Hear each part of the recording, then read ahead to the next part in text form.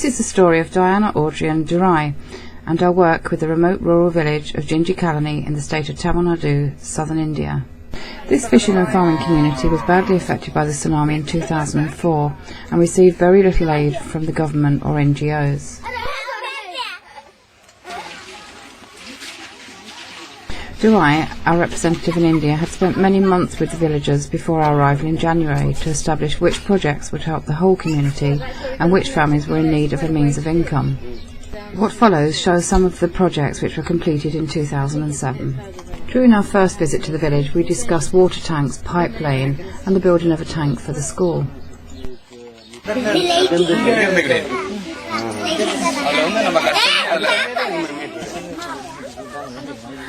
It's only little as well. The children of the village all want to be captured on film and to show off their baby brothers and sisters. The village shop doubles as a home for the shopkeepers. When we visited the shop, it was in a run-down condition with few items for sale. With the aid of a microloan, the shop owners were able to carry out repairs and buy new stock. The tailor shop needs to have its walls repaired, and one of the villagers here is seen using manure and water to do this in readiness for the delivery of the sewing machines.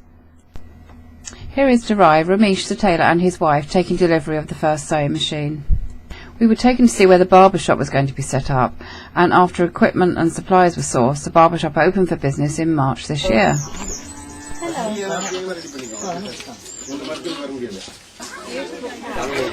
Durai spent many weeks seeking out suitable dairy cows to purchase on our behalf. 10 cows were delivered to the village in December. 6 of these came with calves, and the other 4 produced calves within a few weeks of arrival. The milk production has been regular, and for the owners the revenues are very good. The whole village is now benefiting from these cows. They now have a fresh milk supply, and as well as the milk production, they're using the cow dung when mixed with straw as a cooking fuel or for building and repairs. It will be 2 years before the calves are ready to leave their mothers, and these will then be distributed to others in the village to enable them to have a regular source of income too. The owners are proud to show their cow and calf to us, but they need to produce enough milk to sell, so they will restrict the calves from feeding until after milking has taken place. That's fabulous. This is her cow, yeah? This is her mother-in-law's cow. Okay, look at the baby. More milk and get loose motion. Okay, putting my. Look at it foam. It's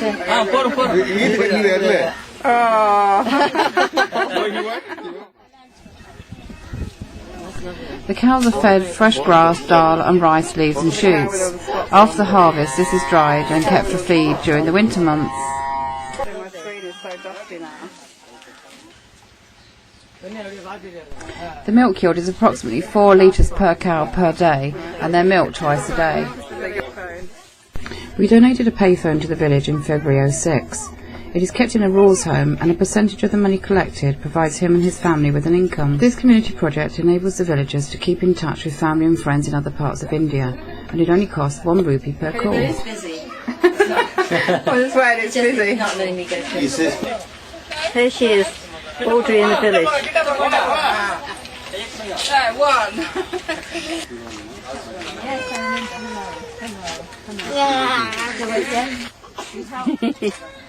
And now she's smiling.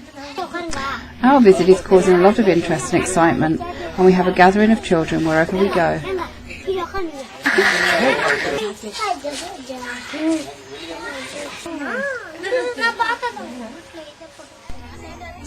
February marks the end of the rice harvest, and to celebrate there's a 4-day festival called Songul. This takes place all over India. On the last day of Pongal, our cows are being blessed and given a name. The villagers have hung welcome banners, misspelt, but this is very touching. The older children have prepared a dance for us. Speeches are made thanking us for the cows, and we're presented with gold ceremonial shawls to wear.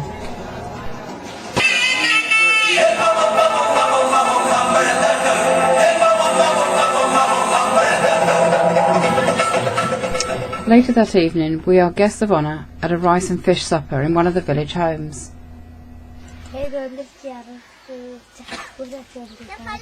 Our next project is the building of a school water tank. Kruber, who is leading the project, tells us that this is the first tank he has built, and he plans to make it the best in town. So it's going to be 3 colours. Yeah. Wow. Do you think they'll cut them? Completed in just 2 weeks, it's decorated, ready for the grand opening. Do you think they'll cut them? The tank inauguration is due to start at 11 a.m. and the children are ushered into the schoolyard to await the arrival of the dignitaries.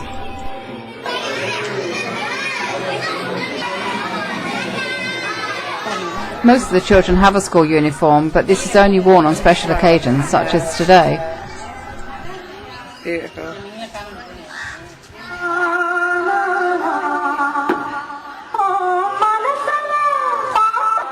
Jari and the head teacher wait to greet the village panchayat, the governor of the school board and the mayor of Chidandaram. The schoolyard has been beautifully decorated with handmade tissue flags. The school children are hushed in readiness for the blessing to start.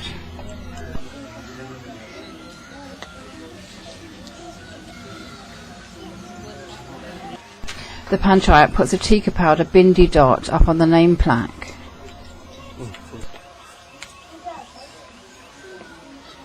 And Diana gets to bless the tank using burning camphor oil.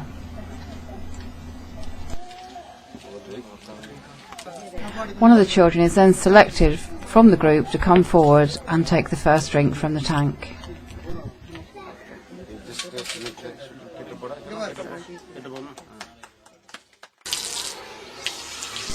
After everyone's had a drink, we prepare to plant the palm trees. These are going to give shade around the tank and in the schoolyard, and should take about 2 years to grow to full maturity.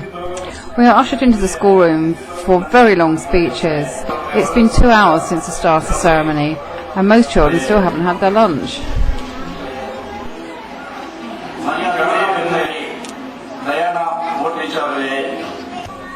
At the end of the speeches, the children get to sing a delightful version of the Indian national anthem.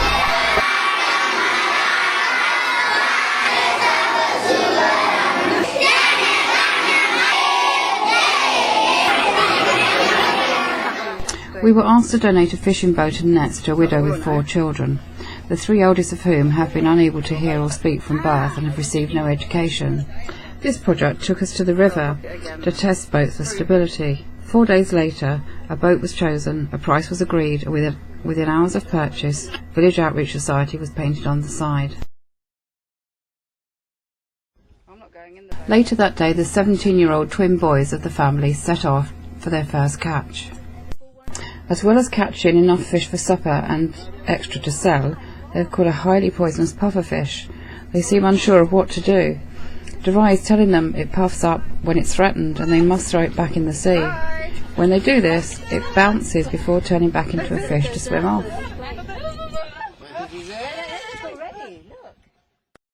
The final project is at a primary school 2 hours from Genji Colony. They've asked for a water tank for the school children. The classrooms were badly hit by the tsunami. They're still trying to raise enough funds to get these repaired.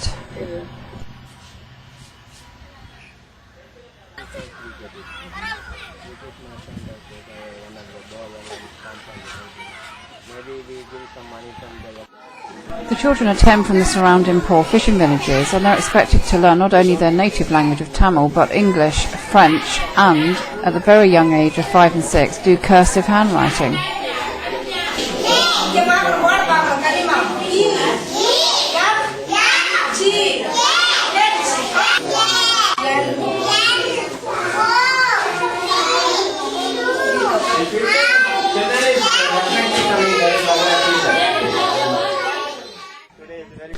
The last project during their visit was to donate funds to buy a water tank for the village school. As you can see here, the children are all looking very excited, and this is a celebration of opening of the tank.